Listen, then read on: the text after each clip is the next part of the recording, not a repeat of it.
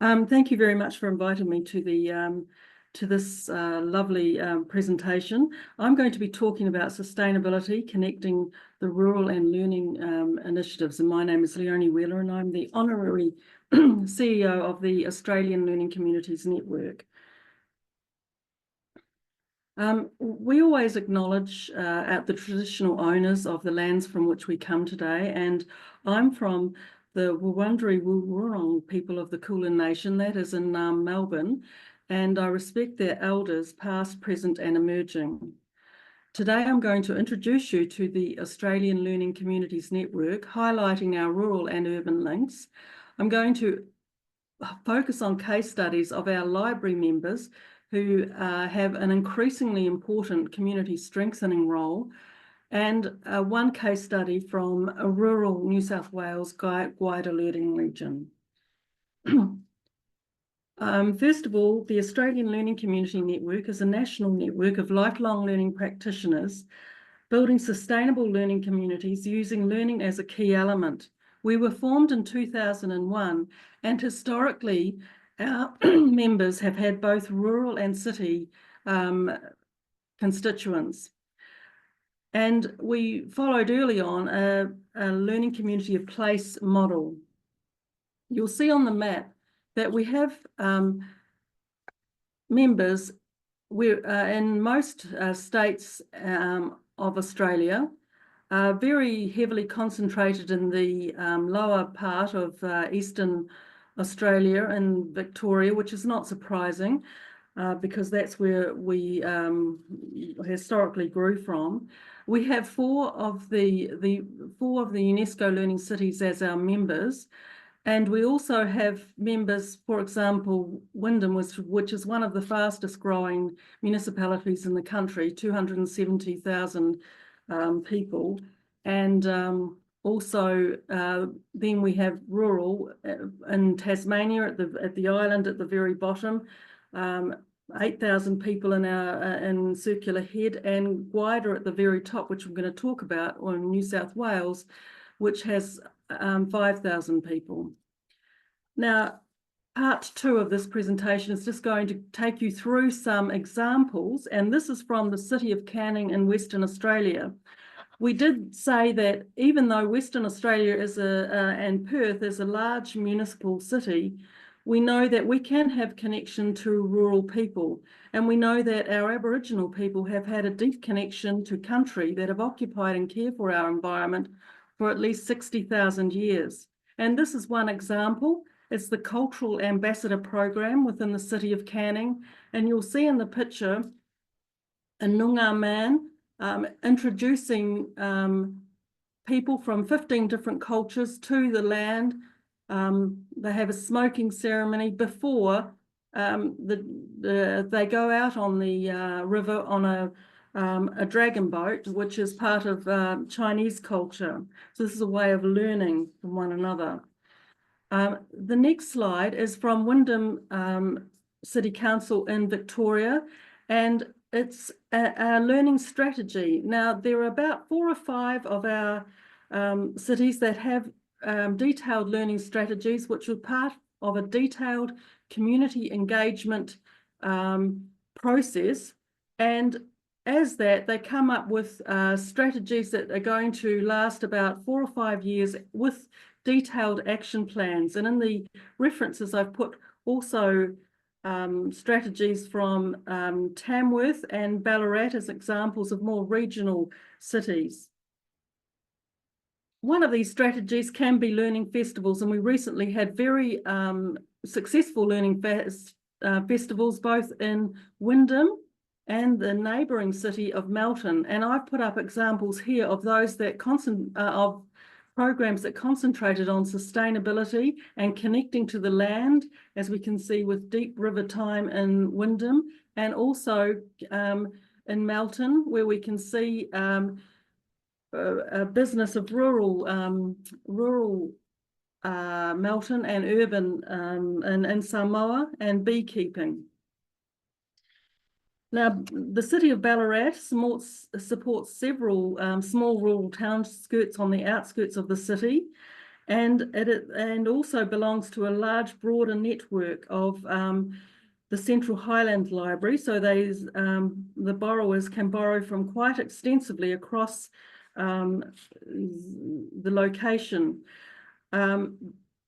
This involves twice weekly courier services to support the needs of borrowers, and they've recently started building a library of things and have started offering sustainability home kits, which include thermal cameras, meters for measuring power outages, and water usage that people can borrow. Now, the last part of the presentation is on the living classroom in Gwydir Learning Region, New South Wales. It covers an area of 9,122 square kilometres with a population of 5,258 people. And it was established, the Learning Region, in 2003. And this time it's the Shire Council CEO that established this with a belief in lifelong learning. And one of the projects was the living classroom in the village of Bingara, which has been in existence for over 10 years. And here you can see a before and after photos of 370 acres of land, and it was quite degraded when it started. Although it's a land of bushfires and floods, the bottom photo looks quite good, really. But the project was a partnership with business, local schools and universities, and the university is located in Brisbane, so an urban-rural partnership. They started by getting funding for a primary trade training centre, which also provides accommodation. So students from the university in Brisbane can actually stay there and do projects. And you'll see in the next slide some of the students, architectural landscape students, and the type of programs they might do are bush tucker, Australian native gardens, the Aussie dam makeover, grasses and reeds projects for filtration of water, and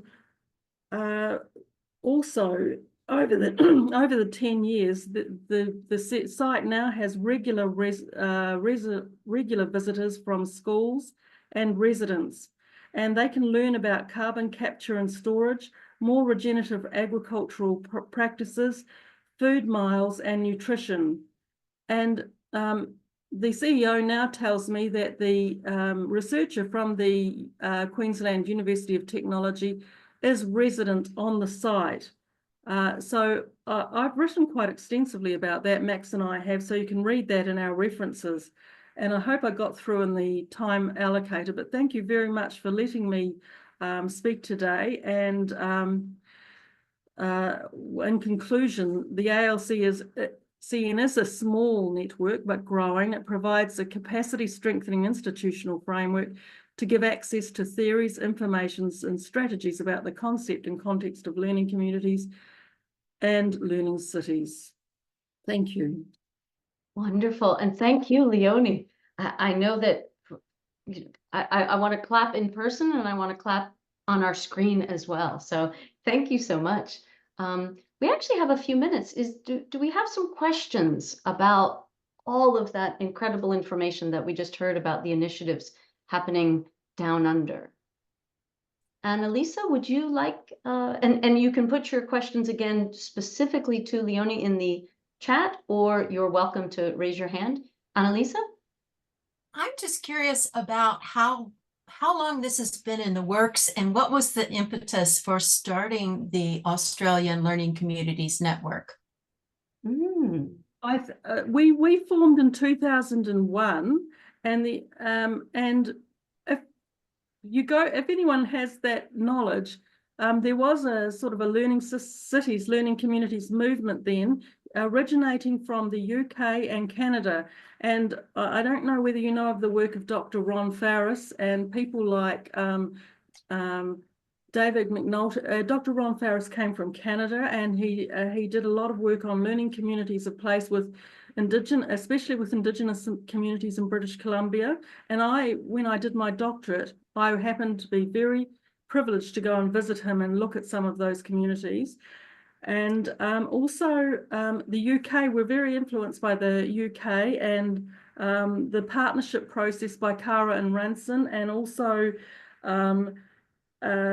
Pascal. We worked deeply with Pascal, and Mike Osborne came over then and helped us with, Professor Mike Osborne helped us with.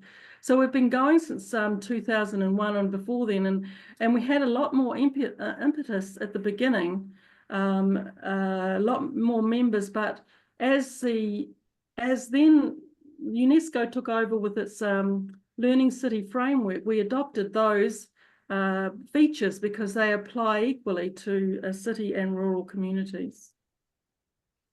Wonderful, thank you.